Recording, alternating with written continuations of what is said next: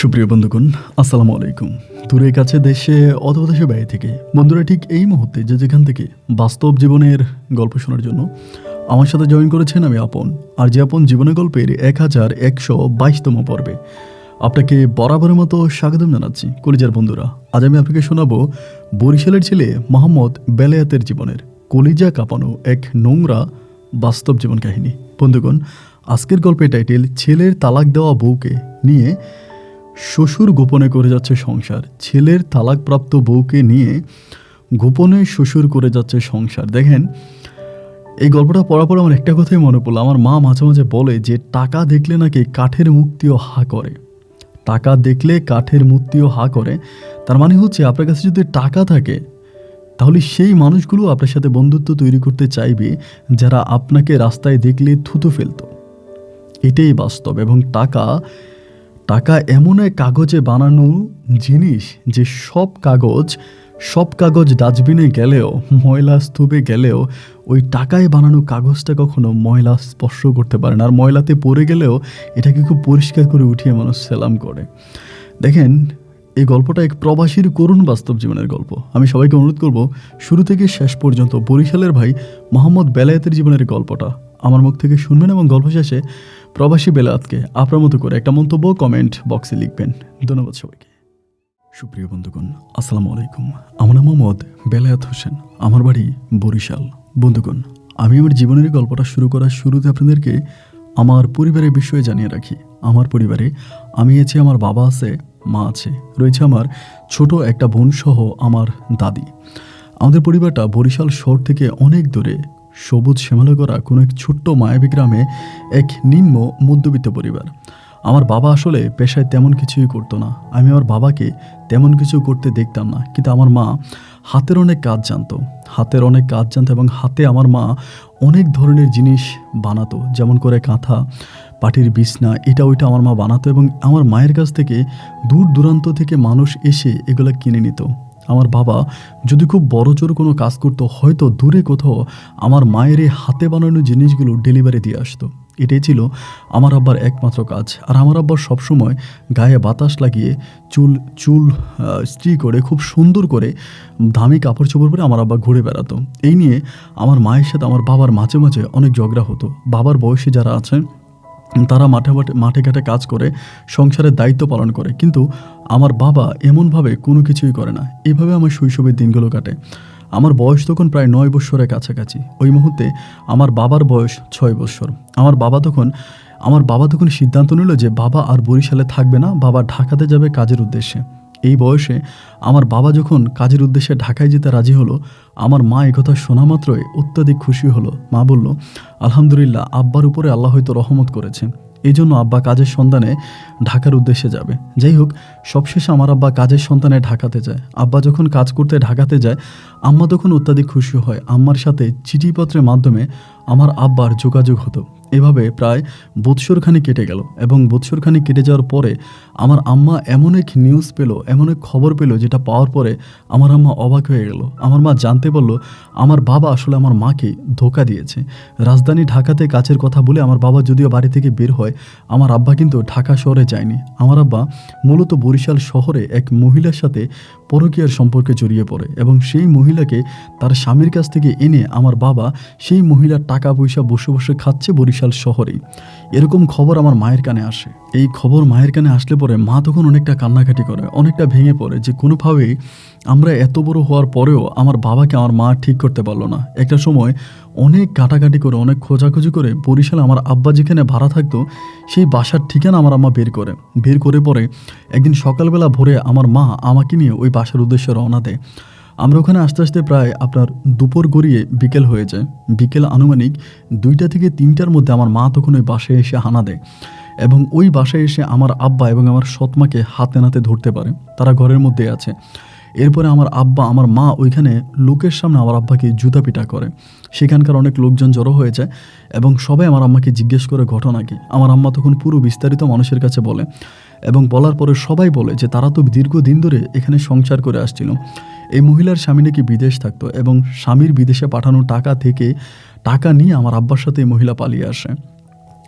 আমার আব্বা এই মহিলার সাথে থাকে এবং আমার মা মৌখিকভাবে আমার আব্বাকে ওখানে ডিভোর্স দিয়ে দেয় এবং ডিভোর্স দিয়ে আমার মা তখন আমাদেরকে নিয়ে চলে আসে গ্রামে। এরপরে আমার মা আর আমার বাবার কোনো খোঁজ খবর নেয়নি। বাবা কোথায় আছে না আছে এর কোনো সন্ধান আমরা জানতাম না। বাড়িতে আমার মা, আমার দাদি আর আমার ছোটো বোন মিলিয়ে আমি থাকতে থাকি। এইভাবে আমার যখন 14 বছর বয়স হয়, 14 বছর বয়সে আমি তখন আমাদের এলাকারই একটা মুদি দোকানে চাকরি নিই। আমার আম্মা ওই মুদি দোকানের মালিককে বলে আমাকে ওই মুদি দোকানে চাকরি নিয়ে দেয়। আমি তখন ওই মুদি দোকানে চাকরি করি এবং মুদির ওই দোকানে চাকরি করে আমি মোটামুটি যে টাকা বেতন পাইতাম এই সব টাকায় আমি আমার মায়ের পিছনে ব্যয় করতাম। আমি আমার মাকে দিতাম, আমার দাদিকে দিতাম, আমার ছোটো বোনকে পড়াশোনা করাতাম। এমন করে সময়গুলো কাটতে কাটতে একটা পর্যায়ে হঠাৎ করে খবর পেল আমার আব্বা নাকি হসপিটালে। কে জানি এসে আমার মাকে জানালো যে তোমার স্বামী হসপিটালে, তার চিকিৎসা হচ্ছে না। এত বছর পরে বাবা হসপিটালে শুনতে পেরে মা আবেগ আপ্লুত হয়ে আমার মা বরিশাল শহরে যায় আমার আব্বাকে হসপিটালে দেখার জন্য। যদিও আমার দাদি আমরা সবাই আমার মাকে মানা করি, কিন্তু এরপরে মা আমাদের মানা না শুনে আব্বাকে দেখার জন্য বরিশাল শহরে যায় এবং মা যেদিন যায় তার 2 দিন পরে আমি আর আমার দাদি বরিশাল শহরে যাই। গিয়ে দেখি বরিশাল সদর হসপিটাল আমার মা আমার বাবাকে নিয়ে ফ্লোরে শুয়ে আছে। কোনো বেড নাই, ফ্লোরের মধ্যে বারান্দায় শুয়ে আছে এবং আমার আব্বার অবস্থা খুব খারাপ। আব্বাকে দেখলে চিনে যায় না, মানে আমার আব্বা একদম শুকিয়ে কালো হয়ে মনে হয় আমি চিনতেই পারতেছিলাম না। এবং জানতে পারি ওই মহিলা আমার আব্বাকে অনেক মারে, আব্বাকে অনেক টর্চার করে এবং একটা পর্যায়ে আমার আব্বাকে খুবভাবে ক্ষতিগ্রস্ত করে মহিলা তখন চলে যায়। যেই মা আমার আব্বাকে ডিভোর্স দিয়ে ওখানে এসেছে, আমার সেই মাই আবার আমার আব্বার জন্য কান্নাকাটি করতেছে। আমাকে বলে যে বেলা তোর আব্বারে বাড়িতে নিয়ে যাব। আমি বললাম যে না, আব্বাকে বাড়িতে আনতে পারবা না। একইভাবে আমার দাদিও বললো যে না, ওকে বাড়িতে আনা যাবে না। দাদি ঠিক মাকে এরকম করে বলতেছে, এটা আমার ছেলে, আমি 10 মাস 10 দিন পেটে ধরেছি, ওকে আমার চেয়েও ভালো কেউ চিনে না। দেখো, আমি তোমাকে নিশ্চিত করে বলতে পারি, তুমি যদি এই মুহূর্তে বেলায়েতকে বাড়িতে নিয়ে যাও তাহলে তোমার কপালে অনেক দুঃখ আছে। তুমি হয়তো এই পরিবারে থাকতে পারবা না, এই পরিবার থেকে তোমাকে বেরিয়ে যেতে হবে। তুমি এই কাজটা ভুলেও করো না বৌমা। তুমি কখনোই বেলায়েতকে বাড়িতে নিয়ে যাও না, আমার ছেলেকে বাড়িতে নিয়ে যেও না। এভাবে বারবার বলার পরেও একটা পর্যায়ে আমার মা সিদ্ধান্ত নিল যে না, দাদির কথাকে অবমাননা করে আমার মা তখন আমার আব্বাকে নিয়ে আমার মা তখন রওনা দিল আমার গ্রামের বাড়িতে। তো গ্রামের বাড়িতে আব্বাকে নিয়ে আসার পরে অনেক দূর দূরান্ত থেকে মানুষ আমার আব্বাকে দেখতে আসে। আমার আব্বা যদিও কোনো কাজকাম করতো না, তবে মানুষ হিসাবে খুব ভালো ছিল। মানুষের বিপদ আপদে এগিয়ে আসতো, কারো সাহায্য সহযোগিতা লাগলে নিজের মতো করে মানুষকে সাহায্য সহযোগিতা করতো। এই জন্য অনেকেই আমার আব্বাকে ভালোবাসে। সবার ভালোবাসায় আমার আব্বাকে তখন অনেকেই দূর দূরান্ত থেকে দেখতে আসে। আমার আব্বার আস্তে আস্তে করে সুস্থতা হয়। গ্রামের অনেক মানুষ আমার আব্বাকে সাহায্য সহযোগিতা করে, সবাই টাকা পয়সা দেয় এবং সবার টাকা পয়সা পেয়ে আমার আব্বা চিকিৎসা হয়। চিকিৎসার পর আব্বা অনেকটা ভালো হয়। অ্যান্ড আব্বু অনেকটা ভালো হওয়ার পর আমি তখন ওই মুদির দোকানে চাকরি করি। আব্বু কিন্তু ভালো হয়েও তেমন কিছুই করে না, বাড়ির মধ্যেই থাকে এবং আশেপাশে টুকিটাকি যেই আপনার কৃষিকাজগুলো আছে ওই কৃষিকাজগুলোই করে বেড়াতাম। আমার বয়স তখন প্রায় 19 থেকে 20 বছরের কাছাকাছি। লোকে বলে কুকুরের লেজ নাকি কোনোদিন সোজা হয় না, কুকুরের লেজ কোনোদিনও সোজা হয় না লোকে বলে। এবং ওই আমার 20 বছর বয়সে আমি এমন আরেকটা খবর পাই যেটা পেয়ে আমার মাথায় আসমানটা ভেঙে পড়ে। আমার বাবা আমাদের পাশের বাড়িরই এক মহিলা, যার স্বামী মারা গেছে আজ থেকে বহু বছর আগে, ওই মহিলার ছেলে মেয়ে আমার থেকেও বড়, শুধু আমার থেকে বড়ও না, ওই মহিলার ছেলে মেয়েকে বিয়ে দিয়ে দিছে। এবং ওই মহিলার সাথে নাকি আমার আব্বার পরকীয়া আছে। শুধু পরকীয়াই নয়, ওই গ্রামে একদিন আমার আব্বাকে ধরছে পর্যন্ত এলাকার লোকজনে, ধরে আমার আব্বাকে মারছে এবং বলেছে যে ভবিষ্যতে যাতে কোনো দিন এই বাড়ির ত্রিসীমানায় না আসে। এরপরেও আমার আব্বা এই বৃদ্ধ মহিলার সাথে প্রতিনিয়ত খারাপ সম্পর্ক করে যাচ্ছে। মহিলাকে কখনো এখানে নিচ্ছে, কখনো ওইখানে নিচ্ছে, বিভিন্নভাবে মহিলার সাথে আমার আব্বা একের পর এক খারাপ সম্পর্ক করিয়ে যাচ্ছে। লোকে তখন আমাকে বিভিন্ন বাজে কথা বলতো, অনেক খারাপ কথা বলতো। অ্যান্ড ওই সময় আমি নিজে একটা মুদির দোকান দিই। আমি অন্যের দোকানে চাকরি করি না, আমি নিজে একটা ছোটোখাটো করে এলাকায় একটা দোকান দিই। আমি একা দোকানটা চালাই। দোকানটা চালাতে আমার হিমশিম খেয়ে যায়, আমি ঠিকমতো চালাতে পারি না। আমি আব্বাকে বলি, আব্বা আমার দোকানে আপনি একটুখানি বসেন, আমার দোকানে আপনি বসেন, দোকানটা একটু চালান। আব্বাকে যতই বলি, যতভাবেই বলি, আব্বা আমার দোকানে বসে না। আমার দোকানে তো বসেই না, ইভেন আমাকে কোনো রকম হেল্প করে না। দুপুরবেলা আমার মা বলে, একটা কাজ করো, বেলায়েতের জন্য কয়টা খাবার নিয়ে যাও, ও তো এখানে খাবারে কষ্ট পাইতেছে সম্ভবত দোকানে, তুমি কয়টা ভাত নিয়ে যাও। আমার আব্বাকে যদি ভাত আনতে বলে আমার জন্য, আমার আব্বা আমার জন্য ভাত পর্যন্ত নিয়ে আসে না। মানে এরপরে আমার আব্বা ওই মহিলার কাছে যায়, মহিলার সাথে সম্পর্ক করে। এমন করতে করতে এক সময় হঠাৎ করে আমি জানতে পারি আব্বা নাকি ওই মহিলাকে বিয়ে করে ফেলছে। তো গ্রামে দোকানদারি করি, তো সবাই আমাকে এসে এসে বলে, কিরে বেলাত, তোর বাবা নাকি বিয়ে করে ফেলছে, অমুক বাড়ির ওই মহিলাকে নাকি বিয়ে করছে, ওই বুড়িটা নাকি বিয়ে করছে। এগুলো বলতে বলতে একদিন হলো কি, আমি বাজার থেকে আসতেছি, অ্যান্ড বাজার থেকে আসার পথে আমি দেখলাম যে আমার আব্বা মানে রাস্তার পাশে ওই মহিলা, যে মহিলাকে নিয়ে গ্রামের মানুষ খারাপ কথা বলে, বাজে কথা বলে, সবাই বলে ওই মহিলার সাথে আমার আব্বার পরকীয়া আছে, ওই মহিলাকে আমার আব্বা বিয়ে করে ফেলছে, ওই মহিলার সাথে আমার আব্বা দাঁড়ায় দাঁড়ায় কথা বলতেছে রাস্তার পাশে। তো আমি আসলে একজন সন্তান হিসেবে আমি বলবো যেটা আমি অন্যায় করেছি, এবং আসলে এটা আমার অন্যায় হয়েছে। আমি মানে সহ্য করতে পারিনি, আমার ভিতরের রাগটাকে আমি কন্ট্রোল করতে পারিনি। আমার পায়ে জুতা ছিল এবং ওই জুতা খুলে আমি আমার আব্বাকে ওখানে মারতে শুরু করি। আমার আব্বা কিন্তু অনেকটা ইয়াং ছিল, মানে ওই সময় অনেকটা মানে সুস্থ সবল হয়ে যায়, অনেক শক্তিশালী হয়ে যায়। তো এমনিও আমার আব্বা অনেকটা ইয়াং মানুষের মতোই ছিল, অতটা বয়স বোঝা যেত না। তো আমি যখন আব্বাকে জুতা দিয়ে মারি, আব্বু আমাকে মারে। এরই মাঝে গ্রামের অন্য অন্য কয়েকজন লোকজন আসে, এসে আমাকে আর আমার বাবাকে ছুটে দেয়, মানে বাবাকে আর আমাকে ছেড়ে দেয়। এবং ছেড়ে দেওয়ার পরে আব্বার ওই রাতের বেলায় বাড়িতে আসে না। আব্বা বাড়িতে আসেন, আমি বাড়িতে যাই, সারাদিন আব্বার মানে সারাটা রাত আব্বুর জন্য অপেক্ষা করি, তিনি হয়তো বাড়ি আসবে, কিন্তু তিনি আর বাড়িতে আসে না। সকালবেলা তিনি আর কোনো খবর পেলাম না। আমি তখন গেলাম দোকানে, অ্যান্ড দোকানে যাওয়ার পরে 9টার দিকে আমাদের এলাকার মেম্বার তখন আমার দোকানে আসছে, আইসা আমাকে বলে যে বেলায়েত, আজকে সন্ধ্যা 8টার পরে তুমি স্কুলের মাঠে আইসো, তোমার নামে দরবার আছে। তা আমি তখন বললাম যে আমার নামে দরবার? কিসের দরবার? বলে তোমার আব্বা তোমার নামে দরবার ডাকছে। কারণ আমি নাকি আমার আব্বাকে জুতা দিয়ে মারছি। এই বলে হ্যাঁ আমি মারছি, কিন্তু আমার আব্বার যে এত বদনাম, আমার আব্বা যে এত কিছু করে, এটাকে আপনারা দেখেন না? আপনারা গ্রামের 10 জন আছে, আপনারা কি এটা বিচার করতে পারেন না? মেম্বার তখন বললো যে দেখো, তোমার আব্বা আমাদের কাছে বিচার চাইছে, গ্রামের 10 জন হিসাবে আমরা বিচারের রায় দিয়েছি, মানে বিচারের ডেট দিয়েছি, তুমি ওই ডেটে থাকবা, তখন আমরা তোমাদের দুজনেরই কথা শুনবো। আমি সেদিন তাড়াতাড়ি দুপুরবেলা দোকান বন্ধ করে বাড়িতে গেছি। বাড়িতে যেয়ে মারে বললাম যে মা, এই ঘটনা। এনে অবাক করা বিষয় হচ্ছে, আমি মাকে কিন্তু দিনের বেলায় মানে রাতেও বলি নাই, সকালেও বলি নাই। দুপুরবেলা গিয়ে যখন আমি মারে বলছি যে আমি আব্বুকে জুতা দিয়ে মারছি, আম্মুও তখন আমার উপরে খুব রেগে গেল, মানে খুব দুর্ব্যবহার, খারাপ ব্যবহার শুরু করলো আমার সাথে। তোর এত বড় সাহস হলো কি করে, তুই তোর বাবারে জুতা দিয়ে মারলি? তোর মতো কুলাঙ্গার সন্তান তো হতে পারে না। এবং রাত 8টার ওই দরবারে উপস্থিত হওয়ার পরে একইভাবে আমার মা যেভাবে দুপুরবেলা আমাকে বলল, সেম একইভাবে গ্রামের 8-10 জনের সামনে দাঁড়িয়ে আমার মা একই কথা বলতেছে, আমি এরকম কুলাঙ্গার সন্তানের মুখ দেখতে চাই না, যে কিনা তার বাবাকে জুতা দিয়ে মারতে পারে। এরপরে গ্রামের 10 জনে আমার আম্মাকে বুঝাইলো যে ঠিক আছে, শান্ত হন, যেটা হয়েছে এটা তো হয়েছেই, আমরা দেখতেছি। পরে গ্রামের 10 জন যারা ছিল দরবারি কারবারি, ওরা আমারে বললো যে বেলাতে একটা কাজ করো, তোমার আব্বার পায়ে ধরে মাপ চাও, তোমার আব্বার পায়ে ধরে ক্ষমা চাও। আমি তখন বললাম কেন ক্ষমা চাইবো? আমি তো কোনো অন্যায় করি নাই। সবাই বলতেছে তুমি অবশ্যই অন্যায় করছো, তুমি সন্তান হয়ে তোমার বাবার গায়ে জুতা দিয়ে মারাটা তুমি চরম লেভেলের অপরাধ করে ফেলেছো।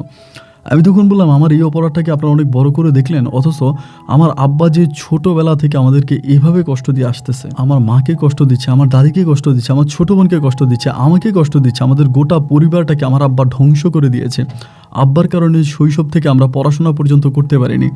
আমার আম্মা হাতের কাজ করে পাটি বানায়, পিঠা বানায়, আমার আম্মা কাঁথা সিলায়, এটা ওইটা করে খুব কষ্ট করে হাঁস মুরগি পালন করে আমার আম্মা আমাদের পরিবারটা চালায়। আমার আব্বা কোনোদিন পরিবারের জন্য 2টা টাকা ব্যয় করে না, কখনই আমার আব্বা আমাদের পরিবারে আসে না। এরপরে দিন শেষে আমার আব্বার নামে এরকম বদনাম, এরকম খারাপ কুরুচিপূর্ণ কথাবার্তা কেন শুনতে হবে? এরকম ভাবা তো আমার প্রয়োজন নাই। গ্রামের 10 জনে বলল যে বেলায়েত, তোমাকে শেষবারের মতো বলতেছি, তুমি তোমার আব্বার পায়ে ধরে ক্ষমা চাও। আমি তখন আমার আব্বার পায়ে ধরলাম না। আমার কথা হচ্ছে আমি মরে যাব, তারপর আমি এই লোকের পায়ে ধরবো না। গ্রামের মানুষটা তখন বলল, তুমি কি তোমার আব্বার কাছে ক্ষমা চাইবে না? আমি বললাম না, আমি চাইব না। গ্রামের মানুষ তখন সিদ্ধান্ত নিল যে ঠিক আছে, তুমি এই গ্রাম থেকে বেরিয়ে যাবা, কারণ তুমি যেহেতু একজন সন্তান হয়ে তোমার বাবাকে জুতা দিয়ে মারতে পারছো, তাহলে দেখা গেল যে তোমার কাছ থেকে আমাদের গ্রামের মানুষ এই জিনিসটাই শিখবে। আজকে যদি তোমাকে আমরা কঠিনভাবে বিচার না করি, তাহলে এই গ্রামের যারা যুব সমাজ আছে, যারা ছোট মানুষ আছে, এরা সবাই তোমার কাছ থেকে শিক্ষা নেবে, এবং এরপরে দেখা যায় যে সবাই তাদের বাবাকে জুতা দিয়ে পিটাবে, কারণ তোমার বিচার না হলে বাকিদের বিচারও হবে না। তোমার রায় হচ্ছে তুমি এই গ্রাম থেকে বেরিয়ে যাবা। আমি তখন বললাম, আপনারা আমাকে গ্রাম থেকে বের করে দিবেন? বলে হ্যাঁ, এই গ্রাম থেকে তুমি বেরিয়ে যাবা, এই গ্রামে আর তুমি আসবা না। মানে তখন মন খুব খারাপ করে আমি চিন্তা করলাম, যে গ্রামে আসলে আমি বিচার পাই না, আমি ওই গ্রামে থাকবো না। আমি গ্রাম থেকে বেরিয়ে তখন আমাদের এলাকায় যে দোকানটা ছিল, আমি তখন দোকানে থাকতে শুরু করি। রাতের বেলায় দোকানে থাকি, দিনেও দোকানে থাকি, আমি আর আমার গ্রামের মধ্যে ঢুকি না। মানে আমার দোকান চালাইতেছি। এমন করতে করতে বুকের মধ্যে প্রচণ্ড রকমের কষ্ট জমা বাঁধে, যে আমি ছোটোবেলা থেকে, একদম ছোটোবেলা থেকে ভাই কষ্ট করি, একদম শৈশব থেকে আমি কষ্ট করি। আমার আব্বা কিছুই করে নাই। ছোটোবেলা থেকে আমার আব্বা আমাদের পরিবারের জন্য কোনো রকমের কাজকাম করে নাই। সেই ছোট্টবেলা থেকে আমি মানুষের বদলা দিই, মানুষের কাজ করি এবং অন্যের দোকানে চাকরি করছি। এত কষ্ট করে, এত যন্ত্রণা করে আজকে আমি একটা পজিশনে এসে দাঁড়াইছি। কার জন্য? কিসের জন্য? আজকে আমার মা আমার বাবার সাপোর্টে নিল, অথচ আমার বাবা আমার মাকে এত কষ্ট দিল। গ্রামের 10 জনের সামনে একটাবারের জন্য মা আমার কথা বলল না। মা অকপটে বাবার সাপোর্টে নিয়ে নিল। তাহলে আমি এই দোকানপাট, ব্যবসা বাণিজ্য কার জন্য করতেছি? এসবের তো কোনো প্রয়োজন নাই। একটা সময় একজন লোক আছে আমাদের এলাকাতে, তিনি আসলে দালালি করে আর কি, বিভিন্ন মানুষকে বিদেশে পাঠায়। আমি তখন এই লোকটার সাথে কথা বললাম যে আমি বিদেশ চলে যাব, কারণ আমার এই দেশে আর ভালো লাগতেছিল না। আমি আর নিঃশ্বাস নিতে পারতেছিলাম না যে এত পরিমাণের কষ্ট চারদিক থেকে পাচ্ছি, এত পরিমাণের অবহেলা, অপমান, অবজ্ঞা মানুষ করতেছে। এবং যে বাবা মায়ের জন্য নিজের জীবনটা শেষ করলাম, সেই বাবা মা পর্যন্ত আমার কথা বললো না। তা আমি দেশে থেকে কি করব? আমি এই দেশে থাকবো না, আমি দেশ থেকে চলে যাব। সম্পূর্ণভাবে সিদ্ধান্ত নিলাম আমি এখান থেকে চলে যাব। এবং আমি তখন পাসপোর্ট করি গোপনে গোপনে, আমার পরিবারের কাউরে জানাই না। আর পরিবারের কারোর সাথে আমার কোনো যোগাযোগও নাই, কোনো কথাবার্তা নাই। আমি আমার গ্রামেও ঢুকি না। পাসপোর্ট করার পর ওনারে পাসপোর্ট দিলাম, সাথে 20,000 টাকা দিলাম। এভাবে সময়গুলো কাটতে কাটতে এক পর্যায়ে আমার তখন ভিসা লাগছে। তো ভিসা লাগার পরে আমি জমা দিয়েছিলাম কাতারের জন্য। কাতারের একটা কোম্পানি ভিসা আমার তখন লাগছে। ভিসার দাম ছিল 5 লক্ষ টাকা। তো আমি আমার দোকানের মালামাল, আমার পুঁজি টুজি সব কিছু মিলে আমি 3 লাখ টাকা পাইছি। মানে 3 লাখ টাকা হয়েছে, আরও 2 লাখ টাকা শর্ট। তো যিনি আমাকে বিদেশ পাঠাবে, আমি তারে বললাম যে 2 লাখ টাকা আমি পরে দিয়ে দিব, মানে আপনি আমারে আপাতত পাঠিয়ে দেন, 2 লাখ টাকা আমি পরে দিব। কিন্তু উনি আমাকে কোনোভাবেই 2 লাখ টাকা ম্যানেজ করতে রাজি নাই। ওনার কথা হচ্ছে ওনাকে 5 লাখ টাকা বাংলাদেশে দিয়ে তারপর আমার কাতারে যাইতে হবে। এখন 2 লাখ টাকা আমার কেউ লোনের উপরেও দিচ্ছে না। আমি যে লোন নিব, মানে কেউ আমাকে 2 লাখ টাকা লোনও দেয় না। কারণ লোনের কথা বললে সবাই বলে যে আমি তো দোকান বিক্রি করে চলে যাচ্ছি, আমার আব্বা আম্মা আমার সাপোর্টে নাই। তো আমার সাপোর্টে যেহেতু আমার আব্বা আম্মা নাই, আমি দোকান বিক্রি করে চলে গেলে যে আমি যদি লোন পরিশোধ না করি, এই জন্য ভাই কেউ আমাকে লোন দেয় না। তো আমি তখন খুব বিপদে পড়ে যাই। উনি আমাকে মঙ্গলবারের লাস্ট ডেট দেয়, ওই দালালটা, যে মানে মঙ্গলবারের মধ্যে যদি আমি ওনার টাকাটা ম্যানেজ করে দিতে না পারি, তাহলে আমি যে 3 লক্ষ টাকা দিয়েছি, এই 3 লক্ষ টাকা মায়ের। ওই সময় আমি দোকানও বিক্রি করে দিয়েছি। দোকান বিক্রি করে বাজারে একজনের সাথে থাকতাম, একজনের দোকানে আমি ঘুমাইতাম। তো আমি তখন খুব বিপদে পড়ে গেছি। হাতে আছে আমার আর মাত্র সময় 1 দিন। আমি টাকার জন্য পাগলা কুত্তার মতো ঘুরতেছি, এখানে ওইখানে বিভিন্ন জায়গায় টাকা খুঁজতেছি। কোথাও কোনোভাবে আমি কোনো টাকার সন্ধান করতে পারি নাই। এবং টাকার সন্ধান করতে না পারার পরে হঠাৎ করে যেদিন আমার লাস্ট ডেট, তার আগের দিন রাতের বেলায়, আনুমানিক রাত্র প্রায় 12টা থেকে 12:30টার মাঝে কে জানি এসে আমাদের দোকান ধাক্কাইতে আছে এবং আমাকে ডাকতেছে বেলায়েত বেলায়েত বলে। তো কণ্ঠটা আমার খুব পরিচিত মনে হচ্ছে। দোকান যার আর কি, যার দোকান আমি ঘুমাই, উনি বলতেছে যে বেলায়েত, মনে হয় তোর মা আসছে। আমি তখন বলি আজকে এত মানে মাস পরে আমার মা আমার কাছে কেন আসবে? এবং দোকান শাটার খুললাম, খুলে দেখি যে আসলে মা দাঁড়ায় আছে। মানে শীতের সময় ছিল, এরকম মা মানে একদম চাদর মরে দিয়ে আছে। আমি বললাম এত রাতের বেলা এখানে কেন আসছো? মায়ের উপর তো আমি খুব রাগ যে আমার মা আমার মানে আব্বার সাপোর্টে নিছে, আমার কথা বলে নাই। তো আমি বললাম যে এত রাতের বেলায় এখানে কেন আসছো? আমার বলে শুনলাম তোর নাকি এই বিপদ। আমি বললাম এই বিপদ হইলে তোমার কি? এইসব বিপদ তো তোমার শোনার কথা না। আর তুমি এখানে কেন আসছো? এখান থেকে চলে যাও। এই বলে আমি আবার দোকানে ঢুকে গেছি। আমার আম্মা দোকান ধাক্কাইতেছে। এবার দোকান যার সে বেরোইছে। বেরোয়ার পরে তার সাথে আমার আম্মা কী কথা বলছে আমি জানি না। এবং আমার আম্মা তখন চলে গেছে। চলে যাওয়ার পরে উনি আইসা আমি কান্নাকাটি করতেছে, কারণ ভাই কালকের মধ্যে তো আমাকে টাকা দিতে হবে, আমি টাকাটা কোত্থেকে দিব? সকালবেলা উনি তখন দোকান খোলে না। আমি তখন বললাম কী ব্যাপার ভাই, দোকান খুলবেন না? বলে না, তোমার নিয়ে এক জায়গায় যাবো। তাই আমি বললাম আপনি আমার নিয়ে কোথায় যাবেন? এরপরে তিনি আমাকে নিয়ে আমাদের পাশের গ্রামে একটা সমিতির, মানে একটা সমিতি হয় আর কি, মানে লাইক এনজিওর মতো, ওইটার মধ্যে উনি আমাকে নিয়ে গেছে। নিয়ে গিয়ে উনি বলতেছে যে ওইখান থেকে উনি মানে 1 লক্ষ টাকা লোন উঠাবে। তা আমি তখন বললাম যে আপনি আপনার নামের উপরে লোন উঠাইবেন? উনি বলেন না, এখানে তোমাকে 2 লক্ষ টাকা দেওয়া হবে, 1 লক্ষ টাকা এখানে জমা আছে, আর 1 লক্ষ টাকা লোন বাবদ তোমাকে দেওয়া হবে। আমি তখন বলি 1 লক্ষ টাকা জমা আছে, 1 লক্ষ টাকা কার? বলে তোমার আম্মার। আমি তখন বললাম আমার আম্মা এখানে টাকা জমা দিছে। বলে হ্যাঁ, তোমার আম্মা আজকে বহু বছর ধরে সমিতিটা করে, তো ওই সমিতির মধ্যে তিনি কিছু টাকা জমা রাখছে, সেই টাকার ইন্টারেস্ট সব কিছু মিলিয়ে 1 লাখ টাকা হয়েছে, এবং বাকি 1 লাখ টাকা এই সমিতি থেকে তোমাকে লোন দিবে। তুমি 2 লাখ টাকা নিয়ে তুমি চলে যাও বিদেশে, তোমার আম্মা কালকে রাত্রে এটা আমাকে বলে গেছে। আমি বলি না, আমি মার টাকা নিব না, কারণ মা আমার সাথে বেইমানি করছে। ওই তখন আমাকে বলে ভাই রে, তোমার 3 লক্ষ টাকা মাইর যাবে। তুমি যে তিল তিল করে কষ্ট করে দোকানটা চালু করছো, ওই দোকানটা পর্যন্ত বিক্রি করে দিলা। এখন যদি তুমি কাতারে না যাও, তুমি রাস্তায় ভিক্ষা করতে হবে। তুমি কি চাও তুমি ভিক্ষা করবা? তোমার মা তো তোমার জন্য কম কষ্ট করে নাই, অনেক কষ্ট করছে এই মহিলাটা। যাই হোক, তোমার মায়ের উপরে রাগ না রেখে তুমি টাকাটা নিয়ে তুমি কাতারে যাও, এরপরে না হয় তোমার মায়ের ঋণটা শোধ করে দিও। তো এরপর আমি বললাম যে আচ্ছা ঠিক আছে, সমস্যা নাই, আপনি যেটা বলছেন এটা করবো। এবং উনি আমাকে এটাও বলল, তোমার মা সবসময় আমাদের কাছে বলতো যদি তার কাছে টাকা থাকতো তিনি হজে যাইতো। অনেকের কাছে সাহায্য চাইছে হজ করার জন্য, টাকা দেওয়ার জন্য, তো তারা এভাবে কেউ টাকা দেয় নাই। এখন তুমি যদি তার ছেলে হিসেবে বিদেশ যাও, তোমার যদি টাকা পয়সা হয়, তাহলে তুমি তোমার আম্মাকে একটা আবার হজ করাই আইনো। তোমার আম্মা তোমার জন্য প্রাণ খুলে হজে গিয়ে আল্লাহ তাআলার কাছে দোয়া করবে। উনি এমনভাবে ইমোশনালি হয়ে যখন আমাকে কথাগুলো বললো না, একটা সময় আমি ঠান্ডা হয়ে গেলাম। মানে আমার মায়ের ভিতর, মানে আমার মায়ের জন্য যে রাগটা আমার ভিতরে ছিল, যে ক্ষোভটা আমার ভিতরে ছিল, এই রাগ এবং ক্ষোভটা তখন কেটে গেল। এবং রাগ অভিমানটা কাটার পরে তখন টাকাটা নিলাম পরে আমি টাকাটা দিছি পরে আমার সব কিছু ওকে হইলো। এবং মানে একটা ডেট ফিক্সড হলো, আমার টিকিটের ডেট ফিক্সড হলো যে আমি ওই দিন চলে যাব, তারিখ ঠিক হলো। তো তারিখ যেদিন ঠিক হলো মানে ওই দিন তার 2 দিন আগে আমার মায়ের জন্য খুব খারাপ লাগতেছে। মানে আমি ওনাকে বলতে পারতেছি না যে আমার মায়ের একটু ডাইকে দেন, আমি একটু মার সাথে কথা বলবো, আমার মায়ের জন্য কষ্ট হচ্ছে। আমার ওই দোকানদার ভাইটা খুব চালাক ছিল, উনি বুঝে গেছে যে এরকম কিছু একটা। তো উনি আমাকে বলে কালকে তো তোমার ফ্লাইট, তোমার আজকে এক জায়গায় নিয়ে যাবো। আমাকে এরকম করে বলে। তাই আমি বললাম কোথায় নিয়ে যাবো? বলো তোমার আম্মার কাছে। তাই আমি বলি আমি তো আম্মার কাছে যাইতে পারবো না, আপনি আমার আম্মাকে এখানে নিয়ে আসেন, আমি একটু আম্মার সাথে দেখা করে আমার পা ধরে সালাম করে যাই। উনি বলে তোমার আম্মার পা ধরে সালাম করবা, তোমার দাদির সাথে দেখা করবা না, তোমার ছোটো বোনের সাথে দেখা করবা না? আমি তখন বললাম ভাই আমি তো বিদেশে চলে যাচ্ছি, এখন আল্লাহ যদি আমার কোনোদিন বাঁচে আনে তাইলে আমি গ্রামে ঢুকবো। আমাকে তো গ্রামের আয় দেওয়া হয়েছে যে আমি কখনো গ্রামে যেতে পারবো না, আমি নাকি গ্রামের যুব সমাজ নষ্ট করে ফেলবো, এই জন্য তারা আমাকে গ্রামে ঢুকতে দিবে না। তারা তো এটা রায় করে দিছে, তাই না? এরপরেই গ্রামে আমি কেমন করে ঢুকবো? উনি আমাকে বলে তুমি আমার সাথে গ্রামে ঢুকবা, তুমি আমার সাথে গ্রামে যাবা, এবং এরপরে তোমাকে কে কি বলে এটা আমি দেখব। আমি বললাম না আপনার দরকার নাই, কারণ আপনি এখানে থাকবেন, আপনি এখানে ব্যবসা বাণিজ্য করবেন, আপনি গ্রামের লোকের এগেনস্টে গেলে পরে সবাই আপনার সাথে খারাপ ব্যবহার করবে বা আপনার ক্ষতি করবে। তো এই টাইপের কোনো কিছু করার প্রয়োজন নাই, আপনি আপনার মতো করে চলে যান, মানে দরকার নেই, আমি যাবো না। উনি আমাকে বলে চলো, মানে জোর করে আমাকে তখন আমাদের গ্রামে ঢুকায়। তো তারপর অনেকগুলো মাস পেরিয়ে যায়, কেউ আর কোনো কিছু বলে না, আমাকে বাড়িতে নিয়ে যায়। বাড়িতে নিলে পর আমি দেখি বাড়ির উঠানের মধ্যে আমার আব্বা বসে আছে। অ্যান্ড আব্বা আমাকে দেখে ঘরের পিছনে চলে গেছে, মানে ঘরের পিছনে চলে গেছে, এবং মা তখন বসে বসে কান্না করতেছে, মানে চোখের পানি ফেলে কান্না করতেছে। আমি তখন মার কাছে গেলাম, তো বিদেশ চলে যাব ভাই। তখন তো মনটা এমনিতেই অনেক ছোট হয়ে আছে, নরম হয়ে আছে। মার কাছে গিয়ে মায়ের পা ধরে সালাম করলাম। মা তখন আমাকে জড়িয়ে ধরে হাউমা করে চিৎকার করে কান্না করতে লাগলো। আমি তখন বললাম মা তুমি আমার জন্য 2 লক্ষ টাকা ম্যানেজ করছো, যদি এই 2 লক্ষ টাকা তুমি আমাকে না দিতা মা, তাহলে হয়তো আমার বিদেশ যাওয়া হতো না। মা আমাকে বলে তুই আমাকে ভালোবাসিস? আমি বললাম হ্যাঁ ভালোবাসি। মা আমাকে বলে আমার উপরে তোর রাগ আছে? আমি বললাম না মা, আমার উপরে এখন কোনো রাগ নাই। মা বলে আমি তোর কোনো উপকার করতে পারছি? আমি বলি হ্যাঁ পারছো।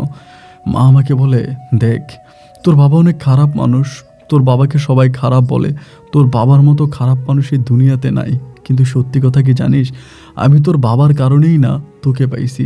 তোর বাবাকে যদি বিয়ে না করতাম, তোর বাবা যদি আমার সাথে না থাকতো, তাহলে তো আমি তোর চেহারা দেখতে পেতাম না, আমি তোর মতো এমন ভালো একটা ছেলে পাইতাম না।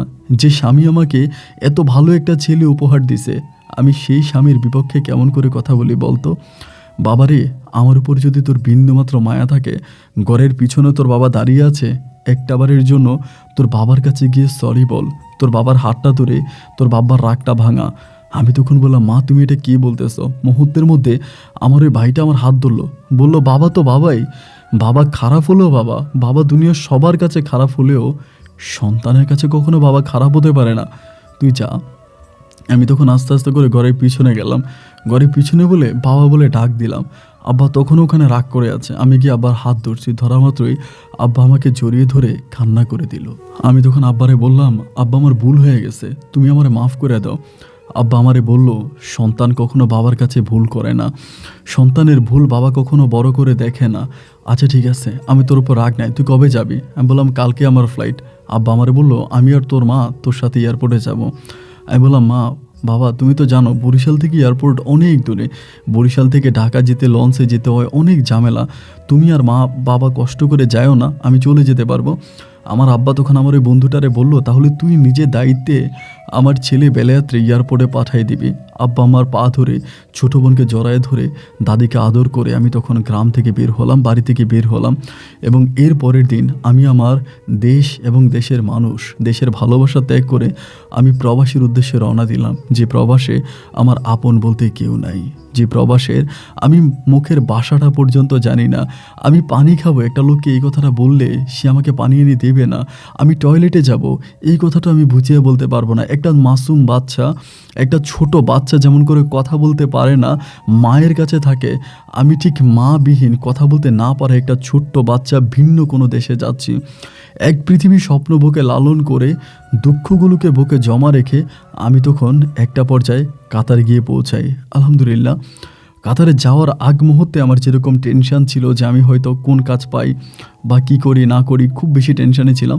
কাতারে যাওয়ার পরে আমি খুব ভালো একটা কাজ পাইলাম এবং একটা মোবাইল দোকানে চাকরি পাইছি, যেটা আমার জন্য অনেক ভালো একটা পাওয়া ছিল। তা মোবাইল দোকানে চাকরি পাইছি, চাকরি পাওয়ার পরে সেই দোকানে কাজ করতেছি। দোকানের মালিকও ভালো, উনি কাতারি আর কি, অনেক ভালো মানুষ, আমার সাথে অনেক ভালো ব্যবহার করে। তারা আচার আচরণ কথাবার্তা সব কিছু ভীষণ ভালো। তো ওনার দোকানদারি করতেছি, এরকম করতে করতে আমার দোকানে যিনি ম্যানেজার ছিল উনি হচ্ছে গিয়া ভাই ইন্ডিয়ান, এবং ওই ইন্ডিয়ান ম্যানেজারটা অলওয়েজ দোকান থেকে টাকা চুরি করতো। মানে অলওয়েজ সবসময় দোকান থেকে টাকা চুরি করতো বা মোবাইল বিক্রি করে টাকা পকেটে ঢুকে ফেলতো। এবং যখনই এরকম কোনো ঘটনা হতো বা ক্যাশ মিলানোর পরে ক্যাশ মিলতো না, আবার উনি অনেক সময় চায়না মোবাইল এনে বিক্রি করে ফেলতো, এই ধরনের ঝামেলাগুলো যখন হতো না, তিনি তখন দোষটা আমার উপরে দিয়ে দিত, বলতে এইসব বেলাত করছে, এটা বেলাতের দোষ, বেলাতের গলতান, মানে সম্পূর্ণ দোষটা আমার উপরে দিত। অন্যায় অপরাধ করতো তিনি, কিন্তু সেই অপরাধের ভাগিদার বানাই দিত আমাকে। এরকম করতে করতে একটা বছর কেটে গেল, কিন্তু আমার যে কফিল ছিল, আমার কফিলের সাথে আমার সম্পর্কটা ভালো ছিল না। কফিল আমার সাথে অনেক দুর্ব্যবহার করতো, অনেক খারাপ ব্যবহার করতো, আমাকে বারবার বলতো যে তুই ভালো না, তুই আমার কথা শুনিস না, তুই এটা করছিস, তুই ওইটা করছিস, মানে অলওয়েজে উনি আমার উপরে রাগ ক্ষোভ অভিমান ছাড়তো। আমি এরপরও এগুলো সহ্য করে ওনার সাথে থেকে গেছি, কাজ করতেছি, প্রায় 2 বছরের কাছাকাছি হয়ে গেছে। আমি আমার পরিবারের জন্য কিন্তু টাকা পাঠাচ্ছি, আব্বার জন্য, মায়ের জন্য, ভাইয়ের জন্য, মানে আমার বোনের জন্য, দাদির জন্য, সবার জন্য টাকা পয়সা পাঠাইতে আসি। আমার যে বন্ধু আমাকে এখানে আসতে সহযোগিতা করছে, আমার ওই বন্ধুরে পর্যন্ত আমি ওর দোকানটা বড় করাই দিচ্ছি, কারণ আমার স্যালারি অনেক ভালো ছিল, অনেক ভালো টাকা বেতন পাইতাম। যখনই ধরেন ভাই আমার ভিসা লাগানোর সময় চলে আসছে, ওই মুহূর্তটার কিছুদিন আগে আমি জানতে পারি, মানে আমার এলাকায় অনেক মার্কেটে তো অনেক বাঙালি আছে, আবার আমার কফিল কিন্তু অনেক বাঙালিদেরকে ভালোবাসে, অনেক বাঙালির সাথে দুঃখ সুখ শেয়ার করে। অ্যান্ড অনেক বাঙালির মাধ্যমে আমি জানতে পারছিলাম যে আমার কফিল আমাকে ক্যান্সেল করে দেশে পাঠিয়ে দিবে, মানে উনি আমাকে রাখবে না, উনি আমাকে ক্যান্সেল করে দেশে পাঠিয়ে দিবে। আমার যেই ইন্ডিয়ান যে ছিল, ওই আমার সম্বন্ধে উল্টাপাল্টা কথা বলছে আমার কফিলের কাছে, আমার সম্বন্ধে বাজেভাবে বুঝাইছে, খারাপ কথা বলছে, এগুলো বলার কারণে সে আমার উপরে ক্ষিপ্ত হয়ে গেছে।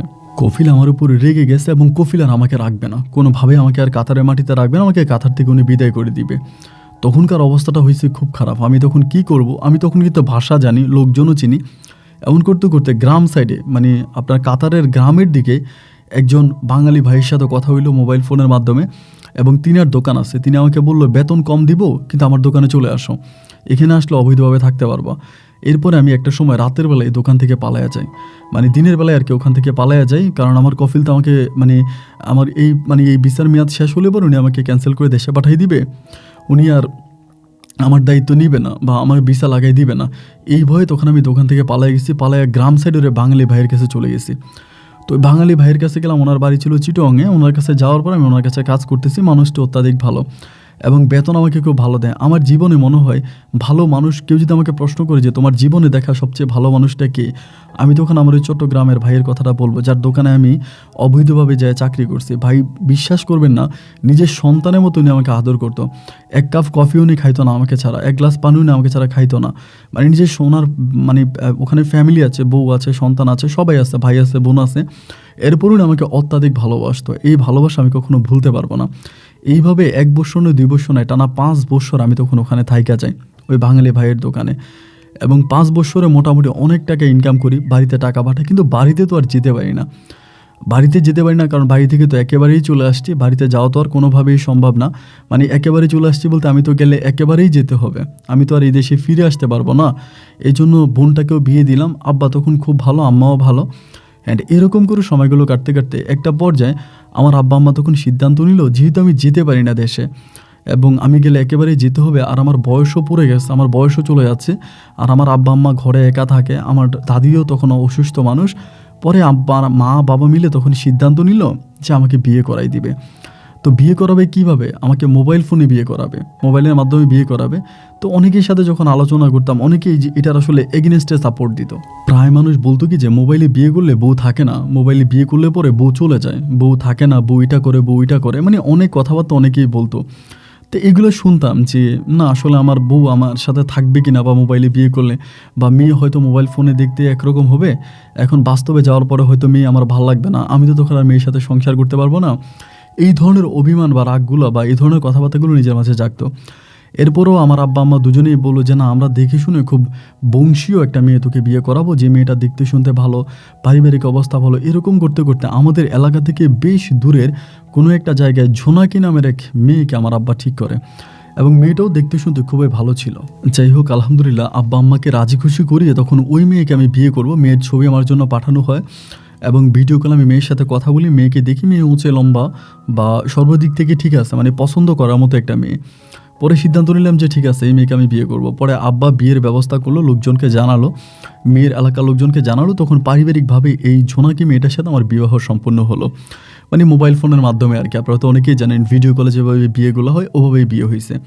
তো মেয়ের পরিবার আমার পরিবার ছিল, এখন একটা কাবিনেও নির্ধারণ হয়েছে, এবং বিবাহ সম্পূর্ণ হওয়ার পরে আমি তখনও কাতারে পড়ে আছি, কারণ আমার ভাই ঘর হয় নাই, বাড়ি হয় নাই, অভাবী মানুষ তো, অভাবে সংসার। এরপরে ধরেন এভাবে অনেক কিছু এখনও বাকি আছে, নিজের এই কাজগুলো সম্পূর্ণ করা ছাড়া তো হুট করে চলে গেলেই হবে না, নিজের কাজগুলোকে সম্পূর্ণ করেই তো আমার যেতে হবে। তো আমি নিজের কাজগুলো সম্পূর্ণ করার জন্য শিডিউলে ট্রাই করে যাচ্ছি, চেষ্টা করে যাইতেছি, অ্যান্ড এভাবে সব কিছু মিলে ওভাবে থাকতেছি। আলহামদুলিল্লাহ, আল্লাহর কাছে দোয়া করতেছি, আল্লাহ যদি রহমত করে বা আল্লাহ যদি একটা ভালো পথে নিয়ে যায়, একটা সময় দেশে যাব, সংসার করব।